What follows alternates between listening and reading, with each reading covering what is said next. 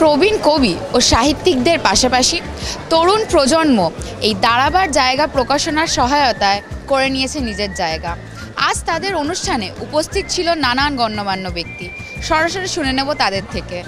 আমরা print media থেকে electronic মিডিয়ার একটা যে বুম, মানে এই যে হোয়াটসঅ্যাপ, ফেসবুক, এই সমস্তগুলোতে গল্প, কবিতা লেখা আমরা পড়ছি, তার মধ্যিখানে দাঁড়িয়ে এই যে পৃথিবীর দ্বিতীয় বৃহত্তম আন্তর্জাতিক বইমেলা, এবং সেখানে এত কবি, লেখক, সাহিত্যিক আসেন এবং এত পাঠক, বইকে কেন্দ্র করে, বই ছাপাকে কেন্দ্র করে পাঠক, লেখক, প্রকাশক, একটা বিরাট সমাবেশ।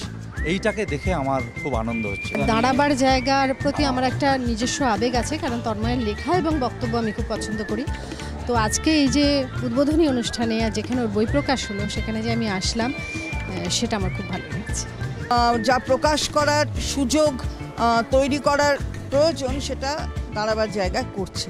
তো এটা খুব ভালো, এবং এই বইমেলা একটা আন্তর্জাতিক বইমেলা এবং শ্রেষ্ঠ বইমেলা বলতে পারি।